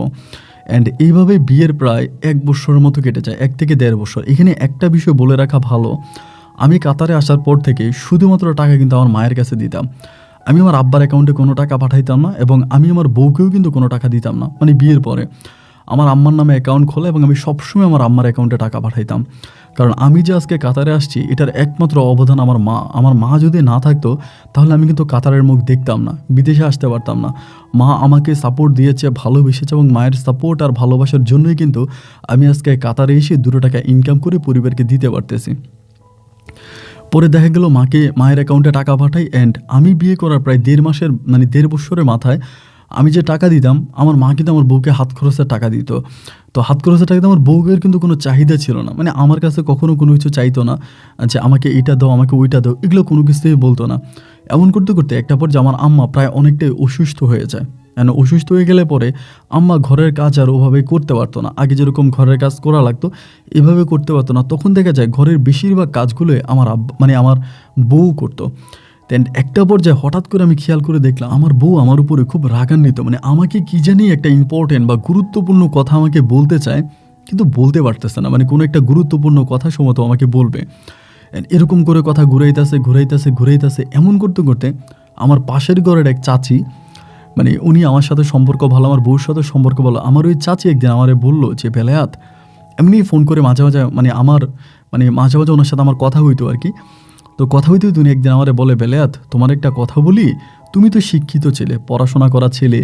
এরপরে মানে ওরকম করে উনি আমারে সবসময় বলতো যে যাই হোক, তুমি তো মোটামুটি বিদেশে গেছো, আমাদের এলাকাতে তো কোনো মানুষ এত ভালো টাকা পয়সা ইনকাম করে না, তুমি যত ভালো টাকা পয়সা ইনকাম করো, অ্যান্ড তুমি তো এত ভালো একটা পজিশনে, ভালো একটা অবস্থানে আসো, তা চাচি তোমার একটা কথা বলি, তুমি আমার কথাটার একটা সঠিক জবাব দিও। তাই আমি বললাম ঠিক আছে চাচি আম্মা, বলেন আপনি কী বলবেন, আমি আপনার কথার সঠিক জবাব দিব। উনি আমাকে বলে, তুমি তো তোমার আব্বার সম্বন্ধে জানো না? আমি বললাম হ্যাঁ জানতাম তো, আমার আব্বা এরকম করছে, তা আব্বু তো ভালো হয়ে গেছে। আমার চাচি আমারে বলে, কুকুরের লেজ কোনোদিন সোজা হইতে শুনছো? এমন করেই বলে। আমি তখন বললাম যে চাচি আপনি এটা আমার কী বলেন যে কুকুরের লেজ কখনো সোজা হবে না, আমার আব্বা তো ভালোই আছে, কেন? উনি বলে, আহারে মাসুম মেয়েটারে মোবাইল ফোনে বিয়ে করে তুমি বাড়িতে রাইখা গেছো, তুমি কি জানো তোমার বউর উপরে কিভাবে নির্যাতন হয়? আসলে কথা বলতে গেলে না অনেক কথাই চলে আসে, এই জন্য বাবা বেলায়াত বেশি কথা বলতে চাই না, উপরের দিকে থুতু মারলে এটা নিজের গায়ে এসেই পড়ে। তো আমি বেশি কথা বলতে চাই না, শুধু এটাই বলবো যে তুমি জেনে শুনে বুঝে তোমার বাপের কাছে তোমার বউটারে কেন রেখে গেলা, আর তোমার বাবা কেমন কোয়ালিটির মানুষ এটা তো তুমি ভালো করেই জানো। আর তোমার মাও আগের মতো চলাফেরা করতে পারে না, তোমার আম্মু অসুস্থ। এই অবস্থার মধ্যে তোমার বউকে তুমি দেশে রেখে যাওয়াটা বা তোমার আব্বার কাছে রেখে যাওয়াটা তুমি ঠিক করো নাই। তো এরই মাঝে আমি আবার খেয়াল করলাম যে আমার বউ মনে হয় আমার কোনো ইম্পর্টেন্ট বা গুরুত্বপূর্ণ কোনো কথা আমার বউ আমারে বলতে চায়, এবং এইটা বলার জন্য আমার বউ বারবার আমার কাছ থেকে সুযোগ চাচ্ছে যে আমাকে কিছু একটা বলবে। তো আমি তখন ধারণা করে নিলাম, মানে আমি পুরোপুরিভাবে শিওর হয়ে গেলাম যে মানে আমার আব্বা অবশ্যই কিছু না কিছু করে, আর আব্বা যদি কিছু না করবে তাহলে তো চাচি আম্মা আমাকে বিষয়টা এমনি এমনি বলে নাই। আমার তখন আব্বার উপরে খুব রাগ উঠে গেল, মানে অনেক রাগ হইলাম যে আমি আব্বার জন্য এত কিছু করলাম। আমি প্রতি মাসে মাসে মাকে বলে আব্বাকে টাকা দিও, আব্বা যাতে টাকায় কোনো কষ্ট না পায়, আব্বা দোকানপাটে যায় চা খায়, এটা খায় ওইটা খায়, আব্বা যাতে হাত খরচের টাকা বরাবর পায়। আর এখন আমি এসব কথাবার্তা কি শুনতেছি? পরে আমি আমার বউর একদিন, আমার বউর সাথে আমি অনেক কথাবার্তা বলি, প্রতিদিনে প্রচুর কথা বলি, যেহেতু মোবাইল দোকানে বসে থাকি, এমন কোনো কাজ নাই, বেশিরভাগই ফ্রি থাকি, অ্যান্ড ফ্রি থাকার কারণে আমি ওর সাথে অনেক কথা বলি। পরে একটা সময় আমি আমার বউরে বললাম, মানে মোটামুটি প্রেশার দিয়ে বললাম যে আমাকে একটু সত্য করে বলো যে আসলে কি, মানে ঘটনাটা কি? আমি এরকম এরকম কথা আশেপাশের লোকের মুখে শুনতেছি, এটা কি? তুমি তো আমাকে কখনো কোনো দিন বলো নাই।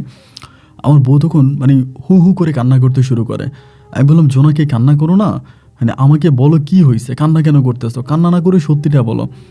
আমাকে বলে, সত্যি আর আমি কি বলবো? উপরের দিকে থুতু মারলে এটা তো নিজের গায়েই পড়ে, আপনি তো জানেন, বুঝেন। তা আপনি তো আপনার আব্বাকে ভালো করেই চিনেন, আমার তো আর কোনো কিছু বলার নাই। আপনি তো নিজেই জানেন যে আপনার আব্বা কেমন কোয়ালিটির মানুষ এবং আপনার আব্বা কি করতে পারে। আমি তখন বললাম যে আমার আব্বা তো একটা সময় খারাপ ছিল, আমি জানতাম, কিন্তু মনে করছিলাম তো আমার আব্বা ভালো হয়ে গেছে। আমার বউ তখন আমাকে একই কথা বলে যে কুকুরের লেজ কখনো সোজা হয় না। আপনার আব্বা কোনো দিন মানুষ হবে এটা আপনি চিন্তাও করেন না। আপনার আব্বা এমন কোয়ালিটির একটা মানুষ, ছি, লজ্জা লাগে। আমি যখন পুকুর পাড়ে গোসল করতে যাই, আপনার আব্বা তখনই কাপড় লয়ে যায় আমার সাথে গোসল করার জন্য। আমার কাপড়টা একটু উল্টাপাল্টা থাকলে আপনার আব্বা পারে না যে আমাকে চোখে দর্শন করে। কথাগুলো শোনার পরে ভাই আমার ভিতরে এতটা খারাপ লাগতেছে, আমি আসলে বলে বোঝাতে পারবো না। আমি তখনই কী করলাম, আমার মাকে ফোন দিলাম। মাকে ফোন দিয়ে অকথ্য ভাষায় গালাগালি শুরু করলাম যে তুমি এ জায়গায় আসো, তুমি থাকার পরও কেন আমার আব্বা এরকমটা করে, আমার আব্বা এটা করে, তুমি কি দেখো না, এটা ওইটা। মাকে গালাগালি করছে। মা আমারে বলে, আস্তাগফিরুল্লাহ, নাউজুবিল্লাহ, এই কথা তোরে কে বলছে? এটা সম্পূর্ণ আমাদের পরিবারে একটা ঝগড়া লাগিয়ে দেওয়ার জন্য এই কাজটা কেউ না কেউ করছে। এটা পুরোপুরিভাবে মিথ্যা কথা, তোর আব্বা এরকম লোকই না, তোর আব্বারই নিয়ে তুই এরকম কথা বলতেই পারিস না, তোর আব্বা যথেষ্ট ভালো হয়ে গেছে। আমার আম্মা আমারে বলে। এবার আমি যখন আমার বউরে আবার বললাম যে দেখো আম্মা তো এরকম এরকম বলতেছে, আমার বউ তখন হাসতে হাসতে বলে, তোমার আম্মা দেখেও না, না দেখার ভান করে। তুমি কি জানো না যে তোমার আব্বা যা চায় তোমার আম্মা তাই করে? তোমার আব্বার কথার বাইরে কি কোনোদিন তোমার আম্মা গিয়েছে? তুমি কি এটা বলতে পারবা? আমি তখন অতীতে ফিরে গেলাম, অতীত জীবনে। তখন আমার কাছে মনে হলো, আরে আমার বউ যেটা বলতেছে এটা তো সত্য কথা। কোনো দিন তো আমার আম্মা আমার আব্বার এগেনস্টে যায় নাই। এবং একটা সময় স্কুলের মাঠে বিশাল দরবার, ওই দরবারের মধ্যেও আমার মা আমার আব্বার সাফাই গাইছে। তখন আমার আম্মা বলছে আমার আব্বা যেটা বলে সেটাই সঠিক। আব্বার সাপোর্ট নিয়ে আমার আম্মা আমার সাথে এরকম খারাপ ব্যবহার করছে, আমাকে একরকম গ্রাম থেকে বের করে দিয়েছে শুধু আমার আম্মার সাপোর্টের কারণে। আর আমার আব্বার সমস্ত খারাপ কাজই তো আমার আম্মা সাপোর্ট করে যায়। তার মানে অবশ্যই আমার বউ যেটা বলতেছে এটাই সত্য, যে আমার আব্বার ওই খারাপ কাজে আমার আম্মা সাপোর্ট দিচ্ছে, এবং আম্মার সাপোর্টে আমার আব্বা আমার বউর সাথে খারাপ সম্পর্ক তৈরি করার চেষ্টা করছে। কি বলবো ভাই, তখন শরীরের রক্তগুলো টকবক করতেছে, মানে নিতে পারতেছি না যে কেন এরকমটা হবে, কেন এরকমটা আমার জীবনে হবে, আমি এই পরিবারের জন্য আর কত করব। একটা পর্যায়ে আমি তখন সিদ্ধান্ত নিলাম আমি দেশে আসবো। আমি তখন আর আম্মার অ্যাকাউন্টে টাকা পাঠাই না। আমি তখন খুবভাবে মানে পরিকল্পনা করলাম দেশে আসবে, এবং দেশে এসে আমি এটা একটা বিধি ব্যবস্থা করব। এবং দেশে আসার পরেও ভাই একই অবস্থা। আমার বউ আমাকে মোবাইলে যেটা বলেছে এটাই সত্য। আমার আব্বা যখন গোসল করতে যায়, আমার বউ যখন পুকুরে গোসল করে, আমাদের তো মনে করেন ওই মানে বড় কোনো পাকা ঘর ছিল না যেখানে আপনার বাথরুম টাথরুম আছে, ওখানে গোসল করা যায়। আমার বউ পুকুরেই গোসল করতো, মানে পুষ্করণীতে। অ্যান্ড আমার বউ যখনই পুষ্করণীতে গোসল করতে যায়, আমার আব্বা পিছন থেকে লুঙ্গিটা নিয়ে যায়, মানে আব্বাও গোসল করবে। আমি 2-3 দিন মাকে দেখাইছি, মা তখন আব্বারে ধমক দেয়, এই আপনি এই সময় গোসল করতে যান কেন? ছেলের বউ গোসল করতে গেছে, দেখেন না ছেলের বউ আসলে পর আপনি যাবেন, আপনি এখন যান কেন? কিন্তু আমি দেখতে পাই যে না, আমার বউ যেটা বলেছে এটাই সত্য। একদিন এক পৃথিবীর রাগ অভিমান বুকে জমা নিয়ে আমি আমার বউরে আর এই রাখবো না, মানে আব্বা আম্মার সাথে রাখবো না। আমি সিদ্ধান্ত নিলাম, কারণ আমার মা বরাবরের মতো আমার আব্বার সাপোর্টে। এই যে লোকেরা এত কথা বলে আমার আব্বার সম্বন্ধে, এগুলো আমার আম্মা একটা কথাও বিশ্বাস করে না। আমার আম্মা উল্টা আমারে বলে, তুই খারাপ, তুই খারাপ, তুই তোর বাবার সাথে খারাপ ব্যবহার করিস, তুই তোর বাবার সাথে খারাপ কথা বলিস, তুই তোর আব্বারে জুতা দিয়ে মারছিস, তোর মতো খারাপ ছেলে পৃথিবীতে হতে পারে না। মানে যত দোষ নন্দ ঘোষ, মানে সব অপরাধ আমার মা আমার কাঁধের উপরে চাপায় দেয়, সমস্ত অপরাধ আমার। আমার আব্বার কোনো অপরাধ নাই, আমার আব্বা কোনো অপরাধ করে নাই। এবং আমার মা সবসময় এরকম আমাকে দোষারোপ করতে করতে একটা পর্যায়ে আমি খুব রেগে গেলাম। মানে খুব রেগে গিয়ে আমার বউরে আমি তখন বরিশালের কাছাকাছি কোনো একটা জায়গায় ভাড়া রাখলাম, মানে আমাদের এলাকা থেকে অনেক দূরে একটা ভাড়া বাসা নিলাম, এবং ওই ভাড়া বাসার মধ্যে আমি আমার বউকে রেখে পুনরায় আবারও কাতারে চলে গেলাম। কিন্তু আমার মা আমাকে বারবার বলছে যে এই কাজটা তুই করিস না, তুই এখন যেই কাজটা করেছিস এটা চরম লেভেলের অন্যায় করছিস, তুই তোর বউয়ের এইভাবে বরিশালে রেখে যাওয়াটা ঠিক হয় নাই, বৌমা আমাদের কাছে থাকতো এখানেই নিরাপদ ছিল। আমি তখন মায়েরে বলি কতটা নিরাপদ ছিল এটা তো আমি জানি, আমার আব্বা সুযোগ পেলে ওর গায়ে হাত দিত আর তুমি দূর থেকে উকি মেরে দেখতা। আমার আম্মা বলে এরকম কোনো কিছুই এই পরিবারে হয় নাই, আল্লাহর গজব পড়ে যাবে, এরকম কথা বলিস না। আমি আম্মার কথা না শুনে আমার বউরে তখন আমি ভাড়া রেখে আবারও পুনরায় কাতারে চলে গেছি। এবং কাতারে যাওয়ার পর আমি আবারও ইনকাম করতেছি, টাকা পয়সা পাঠাইছি। তখন আমার বউর সাথে আমার সম্পর্কটা ভাই একেবারে মধুর হয়ে গেছে, মানে এতটাই মধুর বলার মতো না। আমার বউ তখন আমাকে খুব বেশি বিশ্বাস করে, ভালোবাসে, এবং আমি আমার বউকে অনেকটা ভালোবাসি। এবং আমার মনে হয় যে সত্যিকার অর্থে আমার বউয়ের মতো বউ এই পৃথিবীতে দ্বিতীয়টা পাওয়া কোনোভাবেই সম্ভব নয়। আমি একটা স্বামী হিসাবে ও আমাকে ঠিক যেভাবে সাপোর্ট করে, মানে আমি একটুখানি আমি যা কয়েকদিন দেশে ছিলাম, আমি সামান্য অসুস্থ হইলেও পাগল হয়ে যায়, আমাকে কোথায় নিয়ে যাবে না কোথায় নিয়ে যাবে, কি করবে না কি করবে, মানে ওর মাথা ঠিক থাকে না। আমাকে এত পরিমাণের ও ভালোবাসে যে ওর ভালোবাসার কাছে সত্যি আমি অনেক বিনিয়োগ হয়ে গেলাম। তো দেখা গেল তারপর আমি কাতারে যাওয়ার পরে ওরে টাকা পয়সা পাঠাইতাম, ওর জন্য আমার তখন সব কিছু ছিল। আমি ওর কাছে টাকা পয়সা পাঠাইতাম, ওর নামে এটা কিনতাম ওইটা কিনতাম, মানে তখন আমার পৃথিবী জুড়ে আমার বউ ছিল। আব্বা আম্মার সাথে কথা বলতাম না, মানে টোটালি আমি আমার মায়ের সাথে কথা বলতাম না। মায়ের অ্যাকাউন্টে যে টাকাটা ছিল ওই টাকাটা আমি উঠাই ফেলি, মায়ের অ্যাকাউন্টে টাকাটা উঠাইয়াও আমি এই অ্যাকাউন্টটা ডিপোজিট করে রেখে আসি, তা আমার বউয়ের নামে ডিপোজিট আমার বউয়ের নামে করি। এবং আমার আম্মার কাছ থেকে আমি টোটালি সরে আসছি, এবং আমার আব্বুর কাছ থেকেও সরে আসছি। ওই সময় আমার দাদি মারা গেছে, দাদি ছিল না। পরে দেখা গেলো আমার বউ তখন শহরে থাকতেছে, বন্দরে থাকতেছে, ভালো অবস্থার মধ্যে আছে। অ্যান্ড আমি কাতারে আসার পরে আমার বউ তখন বেবি কনসেপ্ট করে, মানে ওর পেটে বাবু আসে। আমি থাকা অবস্থায় এরকম একটা নিউজ পাইছিলাম, এবং আল্লাহর কি হুকুম আর কি, দুর্ভাগ্যবশত এই বাচ্চাটা পেটের মধ্যে নষ্ট হয়ে যায়, আমার বউয়ের বাচ্চাটা পেটের মধ্যে নষ্ট হয়ে যায়। এবং নষ্ট, আর এখানে যে আমি আরেকটা কথা বলে রাখি, আমি কিন্তু নতুন করে ভিসা লাগাইছি। আমি যে কাতারে থেকে ছুটিতে আসছি, আমি কিন্তু নতুন করে ভিসা লাগাইছি। ভিসা লাগিয়ে এখানে অনেক প্রসেসিং হয়েছে, অনেক টাকা পয়সা লাগছে, অ্যান্ড ভিসা লাগিয়ে আমি আসছি। এরপরে আমি আবার কাতারে গেছি। তো এবার যাওয়ার পরে আমি আমার বউয়ের কাছে টাকা পয়সা পাঠাইতেছি, বউকে নিয়ে আলোলে ধরলে ভালো আছি, আব্বা আম্মার সাথে কথা বলি না। এইভাবে সময়গুলো কাটতে কাটতে আমার মা আমাকে বারবার ফোন দিয়া বলতো যে বেলায়েত রে, তোর বউরে তুই কোথায় রাখছিস, আমাকে একটু বল, আম্মা গিয়ে দেখে আসি। তোর বউরে কোন জায়গায় রাখছিস, কোথায় রাখছিস, আমি কি একটু গিয়ে দেখতে পারি না, আমার কি একটু দেখার অধিকার নেই? আমি বললাম যে না, তোমার যেতে হবে না, কারণ আমি শিওর ছিলাম যে আমার মা যদি ওখানে যায় তাহলে আমার বউয়ের ঠিকানা আমার আব্বাকে দিয়ে দিবে, আর আমার আব্বাকে যদি বউয়ের ঠিকানা দেয় তাহলে আমার আব্বা পুনরায় আবারও আমার বউয়ের কাছে যাবে, এটা মনে করছি করে আমি আর আমার আম্মাকে ঠিকানা দেই নাই। তো ওখানে কী করতাম, আমার একটা ছোট শালা ছিল, আমার শালাও আপনার ক্লাস 8-এ পড়তো, 7 কি 8-এ পড়তো। ওরে আমি আবার আমার ওয়াইফের সাথে রাখছি, যে ও আমার ওয়াইফের সাথে থাকুক, আমার ওয়াইফ একা কীভাবে থাকবে, এই জন্য ওরা আমি স্কুলে ভর্তি করাইছি, আমার টাকা দিয়ে ওরে আমি ওইখানে রাখছি। অ্যান্ড রাখার পরে এইভাবে প্রায় আমি আরও 4 বছরের মতো থাকছি, 3 থেকে 3.5 বছর বা 4 বছরের কাছাকাছি কাতারে ছিলাম। অ্যান্ড 4 বছর পরে আমার বউয়ের কিছু আচার আচরণ কথাবার্তা আমার কাছে হঠাৎ করে কেন জানি আবার সেই সন্দেহজনক মনে হচ্ছে, মনে হয় থার্ড পার্টি কোনো একটা রিলেশনে জড়াই গেছে। আমার সাথে আগের মতো করে কথা বলে না, কেমন আমি ফোন দিলে আমার কাছ থেকে আমাকে ইগনোর করে, আমার কাছ থেকে দূরে থাকার চেষ্টা করে। ওর ভিতরে কেমন জানি আবার সে আগের আমি আমার আব্বাকে যেটা ডাউট করতাম যে আমার আব্বা সম্ভবত এরকম কিছু করে, আমার কাছে মনে হলো যে ও আবার আমার সাথে এরকম কিছু শুরু করছে, কারো না কারোর সাথে সম্ভবত কোনো পরকে জড়িয়ে গেছে বা পরকে সম্পর্কেও লিপ্ত হয়ে গেছে। এই জিনিসটা তখন আমার কাছে মনে হইতেছে। হওয়ার পরে আমি তখন চিন্তা করলাম যে আমি দেশে চলে আসবো, আমি আর বিদেশে থাকবো না, আমি একেবারে দেশে আসবো। দেশে এসে আমি বড় দেখে একটা মোবাইল দোকান দেবো, যেহেতু মোবাইল ব্যবসার প্রতি আমার একটা ভালো অভিজ্ঞতা আছে, বিদেশে বহু বছর ধরে করছি। আমি বরিশাল শহরে একটা বড় মোবাইলের একটা শোরুম দিয়েও একটা দোকান খুলবো, আমি মোবাইল দেখে এই কথা বলে আমি তখন দেশে আসার পরিকল্পনা করব। তো শুক্রবারে শনিবারে দিন যায় রাতে আর বৃহস্পতিবারে দিন যায় রাতে আমার ফ্লাইট, আমি দেশে আসবো। তো দেশে আসার জন্য আমি আমার বউরই শুধু বলছি তুমি এয়ারপোর্টে আইসো, আমার আব্বা আম্মা কাউরে বলি নাই, তুমি তোমার ছোটো বাড়ি নিয়ে এয়ারপোর্টে এসে কথা বলে আমি কি করলাম, আপনার ঢাকা এয়ারপোর্টে নামছি। কাতার থেকে সে ঢাকা এয়ারপোর্টে নামছে। নামার পরে আমি তখন আমার বাংলাদেশি একটা ভাইয়ের মোবাইল নিয়ে আমি তখন আমার বউয়ের নাম্বারে কল দিলাম, কিন্তু বউয়ের নাম্বারে কল দিয়ে দেখতেছি যে আমার বউয়ের মোবাইলটা ভাই বন্ধ। মোবাইলটা বন্ধ পাওয়ার পরে বারবার কল দিলাম, মোবাইলটা বন্ধ। তো মোবাইলটা বন্ধ দেখে বুঝতে পারতেছিলাম না যে কী ব্যাপার, মোবাইলটা বন্ধ কেন। এবার আমি ফোন দিলাম আমার মায়েরে। আমার মায়ের নাম্বারটা ছিল আমার কাছে, আব্বার নাম্বার ছিল না। আম্মুরে ফোন দিয়ে বললাম যে মা এই ঘটনা, আমি তো ঢাকায় আসছি, আমি তো বাড়িতে আসতেছি। আম্মা শুনে কান্না করে দিছে যে আমার আব্বা, আমার কলিজা, তুই বাড়িতে আসবি, এটা আমারে বলবি না, তুই বাড়িতে আসবি, তা তুই আম্মারে বললি না কেন? আম্মা এয়ারপোর্টে যাইতাম। আমি বললাম তোমাদের বউরে তো বলছে আসার জন্য, কিন্তু ও আসছে কি জানি না, নাকি মোবাইল বন্ধ হয়ে গেল, ওরে তো আমি পাইতেছি না। আমার আম্মা বলে কী বলো, বৌমা তো আমারে বলে নাই। আমি বলে না, তোমারে বলতে আমিই মানা করছি, তোমাকে জানাইতে মানা করছি। আম্মা বলে তুই দেখ না বৌমারে খুঁজে পাস কিনা এয়ারপোর্টে। আমি তখন বেরোইছি, বেরিয়ে ভাই বিভিন্ন গলিতে এদিকে ওইদিকে অনেক জায়গায় করে খুঁজতেছি, মানে কোথাও পাইতেছি না। মনে মনে তখন চিন্তা করতেছি কিরে ও কোথায় গেল। নাম্বারটাতে বারবারে ট্রাই করে যাচ্ছে, নাম্বারটা বন্ধ, এই নাম্বারটা কন্টিনিউয়াসলি শুধু বন্ধই বলে যাচ্ছে। তো নাম্বারটা যেহেতু বারবার বন্ধ বলতেছে, মানে নাম্বারটা বন্ধ বলবে কেন, এতবার কেন একটা নাম্বার বন্ধ থাকবে, মানে আমি না বুঝতে পারতেছিলাম না যে বারবার নাম্বারটা সেই একইভাবে বন্ধ কেন বন্ধ। মানে মনটা তখন ভীষণ খারাপ হয়ে গেল, মানে আমি আর নিতে পারতেছিলাম না আর কি, যে এরকমটা হওয়ার তো কথা না, এরকমটা হবে কেন মোবাইলটা বন্ধ থাকবে। একটা পর্যায়ে আমি তখন একটা ট্যাক্সি নিলাম, ট্যাক্সি নিয়ে আমি তখন বাড়ির পথে রওনা দিলাম। তো বাড়ির পথে এসে সর্বপ্রথম আমি আমার বউরে যে বাসায় ভাড়া রাখছি, আমি এখানে আসছি।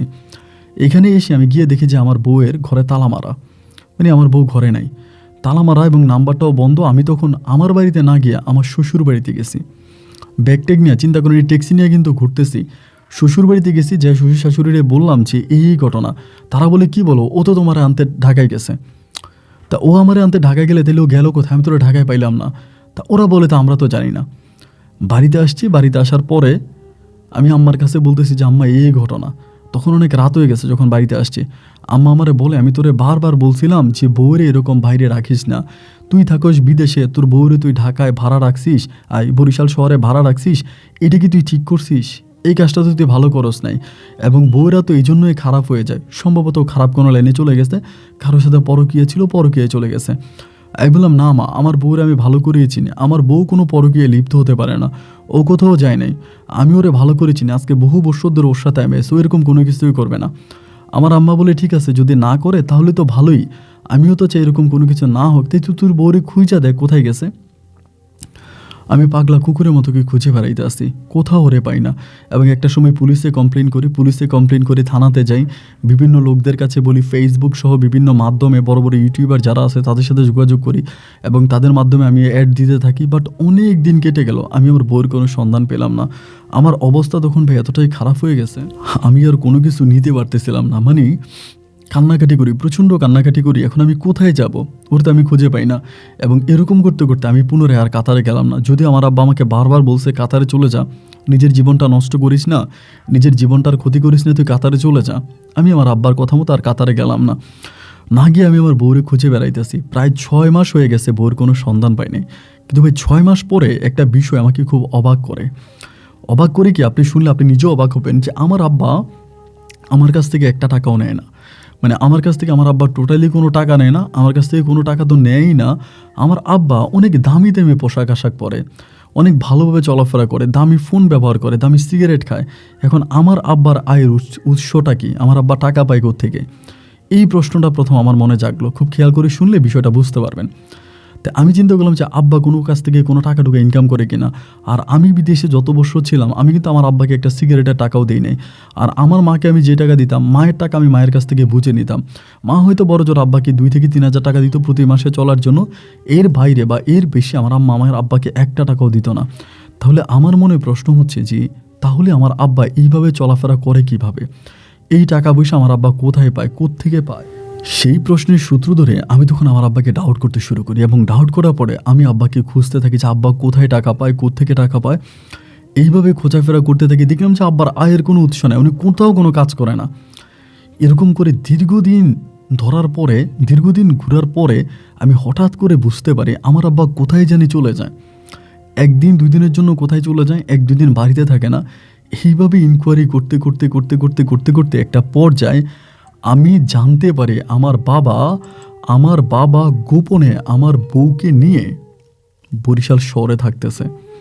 মানে আমার বউ জোনাকিকে নিয়ে আমার আব্বা গোপনে বরিশাল শহরে থাকতেছে, এটা আমি জানতে পারি। এবং জানতে পারার পরে কোথায় থাকে এটা আমি জানি না, মানে কোন জায়গায় তারা থাকে এটা আমি জানি না, তবে তারা বরিশাল শহরে থাকে এটা আমি জানি। একদিন হলো কি, আমার আব্বা বিকেলবেলা যাবে, রেডি টেডি হইতেছে, গোসল টোসল করবে, আমি তখন আব্বারে ফলো করব। সেদিন আমি আমাদের এলাকার আরেকটা ছেলে সহ আমার আব্বাকে ফলো করলাম। আব্বা তখন বরিশাল শহরে গেল এবং যাওয়ার পর একটা ফ্ল্যাটে উঠলো। তো আমিও তখন আব্বার পিছনে পিছনে ফ্ল্যাটে উঠলাম। কোন রুমে ঢুকছে বা কোন ফ্ল্যাটে উঠছে ওই ফ্ল্যাটে গিয়া রাত্রে 11:30 কি 12টার দিকে আমি তখন দরজা নক করতেছি। তো দরজা যখন আমি নক করতেছি, উনি তো ভিতর থেকে দেখতেছে, মানে ভিতর থেকে যে ছোট গ্লাস আছে ওইটা থেকে দেখতেছে যে আমি বাইরে দাঁড়ায় আছি। উনি তখন মনে হয় থানাতে ফোন করে দিছে আমার আব্বা। দরজা ধাক্কাইতে আসি, এর ভিতরে থানা থেকে পুলিশ চলে আসছে। মানে কত দ্রুত পুলিশ চলে আসছে দেখেন। এসে আমাকে ওখানে ধরে ফেলছে, ধরে বলতেছে আপনি এখানে কেন? আমি তখন পুলিশের কাছে বলছি, পুলিশ বলে আপনি এখানে অকারেন্স করার জন্য আসছেন, সিকিউরিটি ফোন করছে, আপনি চলেন। আমাকে ওখান থেকে ধরে নিয়ে চলে গেল। এই একটা মামলায় কিন্তু আমাকে ধরছে। এমন আমাকে থানাতে ঢুকানোর পরে আমার নামে 2-3টা মামলা দিয়ে দেওয়া হয়েছে, অস্ত্র মামলা, এই মামলা, ওই মামলা, অনেকগুলো মামলা দিয়ে দিছে। অথচ আমি কিন্তু ওই মামলার ধারে কাছেও ছিলাম না। আমি শুধুমাত্র আমার আব্বাকে দেখার জন্য, মানে আব্বা যে ওই রুমে সেটা ধরার জন্য গেছি। তাই যাই হোক, অনেক কষ্টের পরে আমার কিছু বন্ধুবান্ধব, এলাকার লোকজন ছিল, তাদের সহযোগিতা আমি তখন বের হয়েছি। বের হওয়ার পর আমি আমার আব্বারে আবারও খুঁজতে শুরু করছি। না, আব্বা নাই নাই নাই নাই। এবার আব্বা টোটালি বরিশাল শহরেই নেই। আমার আব্বাও নাই, আমার বউ নাই। আমি তো জানি তারা এক ফ্ল্যাটে আছে, একই রুমে আছে, এরকম মানে আমি এরকম খবর পাইছি। খবর পেয়ে কিন্তু আমি হাতে নাতে ধরতে আসছি। এইবার খবর পাইলাম যে তারা চলে গেছে, মানে বরিশাল শহরে নাই, আলাদা কোনো দিকে আছে বা কোন জায়গায় আছে ওইটা আমি জানি না। এইভাবে দীর্ঘদিন কাটার পর একদিন আব্বা হঠাৎ করে বাড়িতে আসছে, দুপুরবেলা বাড়িতে আসছে। পরে আমি সময় এখানে আরেকটা বিষয় বলে রাখা ভালো, এর মাঝে আমার আম্মা কিন্তু মারা গেছে। অসুস্থ অবস্থায় আমি জেলে থেকে বেরোয়ার পর আমার আম্মু মারা যায়। আমার আম্মু মারা গেছে, আমি আমার আব্বুরে বলতে পর্যন্ত পারি না, ওনার মোবাইলও বন্ধ ছিল। আমার মা মারা গেছে, আমার মায়ের লাশ আমরা দাফন করে ফেলে, আব্বু কিন্তু ছিল না। পরে আমার আম্মুকে দাফন করার অনেক দিন পরে আব্বা আসছে। একদিন আসার পরে আমার আম্মু মারা গেছে, আব্বু কবরে গেছে, আম্মুর কবর জিয়ারাত করছে এবং আসার পরে আইসা কেমন করে দোয়া পড়তেছে, হাতের মধ্যে তবজি। তো ভাই, ভূতের মুখে রাম রাম, এটা কি শুনতে ভাল লাগে বলেন? তবজি নিয়ে টিপতেছে। আমি বললাম যে তবজি টিপেন কেন? পরে আমারে বলে তুই আমার কুলাঙ্গার সন্তান, এমনি বলে। আমি তো আমি আপনার কুলাঙ্গার সন্তান? আপনি ভালো, আপনি বলেন আপনি কি ভালো? আপনি কত খারাপ? আপনি নিজের ছেলের বউরে নিয়ে আপনি ভাগে নিয়ে সংসার করেন। আমি তো ওই বউরে তালাক দিয়ে দিছি। যেহেতু আমার কাছ থেকে চলে গেছে, আমি মানে জেলে যখন আমি যাই তখনই আমি মানে জেলে আমাকে যখন নিতেছে, আমি ওই ঘরের দরজায় দাঁড়ায় বলছি তোরে আমি 3 তালাক দিয়ে গেলাম। জোনাকি শোন, 1 তালাক, 2 তালাক, 3 তালাক, তোর আমি তালাক দিয়েছি। পুলিশ আমাকে নিতেছে, আমি ওই ঘরের দরজায় ওরা তালাক দিতেছি। পরে আমি বললাম আমার তালাক দেওয়া বউরে নিয়ে আপনি গোপনে সংসার করেন, আপনি কেমন বাবা? উনি আমার লোকে তর্কাতর্কি লেগে গেছে ওই জায়গার ভিতরে, মানে দুজনের মতো হাতাহাতি অবস্থা। মানে হাতাহাতির একটা পর্যায়ে শেষ পর্যন্ত কী হয়েছে ভাই, উনি আমার গায়ে হাত তোলে, আমি ওনার গায়ে হাত তুলি। এবার আবারও সেই দরবার, যে দরবার আজ থেকে বহু বছর আগে স্কুলের মাঠে হয়েছে, সেই একই দরবার। আমি দরবারি লোকজনের কাছে বলতেছি যে আমার বাবা এটা করতেছে, আমার বউকে বিয়ে করছে বা আমার বউর সাথে আমার আব্বা এগুলো করে। গ্রামের কোনো মানুষ আমার কথা বিশ্বাস করে না। গ্রামের মানুষ তো আমার কথা বিশ্বাস করে না। এবং গ্রামের মানুষ তখন আবারও সেই পুরনো কথা উঠে দিছে, তুই আগেরই বেয়াদব, তুই আগেই তোর বাবার গায়ে হাত দিছিস, তোর আব্বারে তুই জুতা দিয়ে মারছিস, তুই আবার এই গ্রামে কেন ঢুকছিস? আমার আব্বা তখন গ্রামের 10 জনের সামনে বসলো যে আমি এই সন্তানকে ত্যায্য করলাম, এইটা আমার ত্যায্য পুত্র, আমি এই ছেলেকে ত্যায্য করলাম, আমার এই ছেলের প্রয়োজন নাই। আমাকে উনি তখন ত্যায্য করে দিল গ্রামের সামনে এবং বলল যে আমার কোনো সম্পত্তির ভাগ উনি আমাকে দেবে না। উনি আমাকে ত্যায্য করে দিল এবং আমার বউকে উনি বরিশাল শহরে রাখলো এবং তিনি গ্রামে থাকলো। বিশ্বাস করেন, আমি গ্রাম থেকে বেরিয়ে গেছি। গ্রাম থেকে বেরিয়ে যাওয়ার পরে আমি জানতে পারি তিনি আমার বউরে গ্রামে আনে এবং গ্রামে রাখে তিনি। আমার বউর ঘরে একটা ছেলে সন্তান হয়, তিনি লোকের কাছে বলে এই ছেলে সন্তান নাকি আমার বউর অন্য কোথাও বিয়ে হয়েছে, সেই স্বামী নাকি চলে গেছে, সেই স্বামী চলে যাওয়ার পরে নাকি আমার বউর ঘরে সন্তান হয়েছে, এই কথা তিনি লোকের কাছে বলে। কিন্তু এই সন্তানের বাবা আমার নিজের বাবা, আমি জানি। কিন্তু আমি গ্রামের কোনো মানুষকে বিশ্বাস করাতে পারি না। গ্রামের কোনো মানুষ আমার কথা শোনে না। আমার বাবা কী করে, বরিশাল শহরে রাখে আমার বউরে, কখনো রাখে হচ্ছে গিয়া আমার শ্বশুর বাড়িতে। মানে আমার শ্বশুর শাশুড়িও কীভাবে এই বিষয়টা মেনে নিল আমি না এইটাই বুঝতে পারি না। আমার শ্বশুর শাশুড়ি পর্যন্ত আমাকে বিশ্বাস করে না। আমি আমার গ্রামের একটা মানুষকে বিশ্বাস করতে পারলাম না যে আমার বাবা আমার সাথে বেইমানি করেছে, কেউ আমার কথা বিশ্বাস করলো না। শেষ পর্যন্ত আমার বউ আমার বাবার কাছে আসে, আমার বাবার সাথে থাকে, আবার বরিশাল শহরে থাকে, তার বাবার বাড়িতে থাকে, মানে সব কিছু মিলিয়ে গোপনে হোক আর সচরে হোক আমার বাবার সাথে আমার বউ সংসার করে যাচ্ছে। এই জিনিসগুলো বহু বছর ধরে আমার দু চোখে দেখা লাগতেছে। আমি চেয়ারম্যান মেম্বার থেকে শুরু করে এলাকার গণ্যমান্য অনেক লোকজনের কাছে এই বিচার নিয়ে গেছি, দরবার নিয়ে গেছি, কিন্তু আমার বিচার আর দরবার কেউ করে নাই। সবশেষ রাগ করে একটা সময় আমি বরিশাল শহর থেকে চলে আসি, ঢাকায় চলে আসি। আজকে বহু বছর ধরে ঢাকাতে আছি এবং ঢাকাতে ভাই আমি এখন ভালো আছি। আমি একটা বেসরকারি কোম্পানিতে চাকরি করি, মাস শেষে বেতন পাই, নিজে চলতেছি এবং এই পর্যন্ত আমি চলতেছি। এবং এখনও গ্রামে আমি খবর পাই আমার যে সন্তান, আমার বাবার সন্তান, সে বলতেছে এটা নাকি অন্য কারোর সন্তান। আমার বাড়িতে আসে, ওই সন্তান যায়, আমার আব্বা তার সাথে থাকে। আমি ওপেন মানে চ্যালেঞ্জ করে কোরআন মাথায় নিয়ে বলতে পারবো আমার আব্বা আমার বউর সাথে অবৈধ সম্পর্ক করছে, আমার বউকে বিয়েও করছে, আমার বউর সাথে সংসারও করছে, কিন্তু আমি কাউকে বিশ্বাস করাতে পারলাম না। তাই আপন ভাই, আমি আপনার কাছে আমার জীবনের গল্পটা বললাম এবং আপনার কাছে অনুরোধ রইব, একজন প্রবাসী হিসেবে, একজন প্রাক্তন প্রবাসী হিসেবে আপনার কাছে অনুরোধ থাকবে আমার গল্পটা আপনি প্রচার করবেন। আপনি ভালো থাকবেন ভাই। আসসালামু আলাইকুম।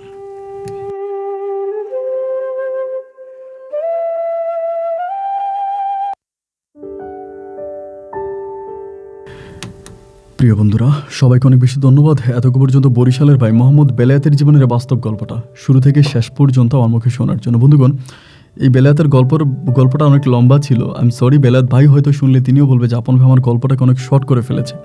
হ্যাঁ, গল্পটাকে আমি অনেকটা ছোটো করে ফেলেছি আমার নিজের ব্যক্তিগত কিছু কাজে, কারণ আমি আজকে একটু ব্যস্ত, তো এই জন্য গল্পটা শর্ট করে বলেছি। গল্পে যদি কোনো অংশে আপনারা না বুঝে থাকেন আমাকে কমেন্ট করবেন, আমি অবশ্যই চেষ্টা করবো আপনাদেরকে রিপ্লাই করার জন্য, কারণ শেষের দিকটা আসলে আরও অনেক লম্বা ছিল। তো এখন যে জিনিসটা আমার কাছে মনে হলো যে বেলায়েত ভাইয়ের সাথে আমি যখন ফোনে কথা বলি, আমি ওনাকে বলেছিলাম যে ভাই, আপনার বাবা যে আপনার বউকে বিয়ে করছে এরকম কোনো প্রমাণ কি আপনার কাছে আছে? তিনি কোনো প্রমাণ আমাকে দিতে পারে নাই। এবং আমি ওনাকে এটাও বললাম যে আপনার বাবা যে ওই ফ্ল্যাটে আপনার বউ নিয়ে ছিল এমন কোনো ডকুমেন্ট কি আপনার কাছে আছে? তিনি ওই ডকুমেন্ট আমাকে দিতে পারে নাই। শুধু তিনি একটা কথাই বলে, তিনি লোকের মুখে শুনেছে, অমুকে বলেছে, তমুকে বলেছে, এ বলেছে, ও বলেছে, এবং আমাকে বলে যে আপন ভাই, আমার বউ যে আমার আব্বার নামে এই কথাগুলো বলছে, এগুলো আমার বউকে শিখিয়ে দেওয়া কথা। মানে আমার আব্বা আর আমার বউ মিলে প্ল্যানিং করে আমাকে এই কথাগুলো বলছে যাতে আমি আমার বউকে আলাদা রাখি, কারণ আমি আমার মায়ের অ্যাকাউন্টে টাকা পাঠাই, আমার আব্বাও টাকা পায় না, আমার বউও টাকা পায় না। এই জন্য আমার বউ আর আমার বাবা মিলে একটা চালাকি করছে এবং ওই চাচিও নাকি বলছে, উনি আমাকে শুধু এটুকুই প্রমাণ দিল, তার চাচি বলছে যে তার বাবা এবং তার বউ তাকে যেমনি শিখিয়ে দিয়েছে সে নাকি এমনিই বলছে। তো তিনি সেই সূত্র ধরে আমাকে বলল যে আমার বাবা এবং আমার বউ দুজনে মিলে প্ল্যানিং করে তারা এই চালাকিটা করছে যাতে আমি আমার বউকে আলাদা রাখি, এবং আলাদা রেখে বউকে টাকা দেয়, এবং টাকা দেওয়ার পর আমার আব্বা আমার বউকে নিয়ে চলে যাবে, এবং তাদের ওই প্ল্যানিং সাকসেস হয়েছে। আমার আল্লাহ তাআলা ভালো জানে, উপরওয়ালায় যিনি আছেন উপরওয়ালাই ভালো জানে যে আদৌ বেলাতে তার বাবার নামে যে অভিযোগগুলো দিয়ে গেল, এই অভিযোগগুলো কতটুকু সত্য। যারা আপনারা গল্প শুনেছেন, গল্পের মাঝে হয়তো আপনারা অনেক কিছু বুঝতে পারবেন। বেলাত ভাই যেমন করে লিখেছে আমি ঠিক তেমন করেই বলেছি। এখন এটা আল্লাহই ভালো জানে যে আসলেই বেলায়েত ভাইয়ের বাবার সাথে তার বউয়ের কোনো সম্পর্ক ছিল কিনা, বা যেই সন্তান বেলায়েত ভাইয়ের বউয়ের ঘরে জোনাকির ঘরে যে সন্তান বড় হচ্ছে, এবং এই সন্তানের বাবা আদৌ বেলায়েতের বাবা কিনা তা আল্লাহই ভালো জানে। বেলায়েত ভাইকে আমি বলেছিলাম ডিএনএর কথা, ও বলে ভাই আমি ডিএনএ কী করবো, আমি তো ওই গ্রামে ঢুকতেই পারি না, ওই গ্রামের সব মানুষ আমার আব্বার সাপোর্টে, কেউ আমাকে গ্রামে ঢুকতে দেয় না। তা আল্লাহই ভালো জানে। আর এই গল্প থেকে আমি জাস্ট আপনাকে এইটা শিক্ষা দেব, বা এই কথাটাই বলবো যে দেখেন, আমি বারবার বলি যে আপনি অ্যাকাউন্ট কেন নিজের নামে করেন নাই? এই বেলায়েত ভাই যখন দেশে আসছে সে তো পারতো তার নামে অ্যাকাউন্টটা খুলে তারপরে বিদেশে যাইতে। যদি সে তার নামে অ্যাকাউন্টটা খুলে বিদেশ যেত তাহলে কিন্তু তার বউ পালাইয়া যায় না। সে অ্যাকাউন্ট খুলে গেছে বউয়ের নামে এবং টাকা দিছে বউয়ের নামে, এই জন্যই তার বউটা পালাইছে। এই জন্য আমি প্রবাসীদেরকে বলবো, মেহেরবানি করে বাংলাদেশে আসেন বা প্রবাস যাওয়ার আগে নিজে একটা অ্যাকাউন্ট করে যান। আপনি বিদেশ যাবেন তো আপনার নামে একটা অ্যাকাউন্ট খুলে যান না, আপনার নামে একটা অ্যাকাউন্ট খুলে তারপর আপনি বিদেশে যান। আপনার টাকা আপনি আপনার অ্যাকাউন্টে রাখেন। টাকা দেখলে কাঠের মুখতেও হা করে, প্রমাণ পাইছেন তো? সবাই ভালো থাকবেন, সুস্থ থাকবেন, এবং বেলায়েত ভাইয়ের গল্প নিয়ে যদি আপনার কোনো মতামত থাকে অবশ্যই কমেন্ট বক্সে লিখবেন, আমি এখন চেষ্টা করবো উত্তর দেওয়ার জন্য। আজ এখানেই বিদায়, দেখা হবে অন্যদিন অন্য কারো বাস্তব জীবনের গল্প নিয়ে। আল্লাহ হাফেজ।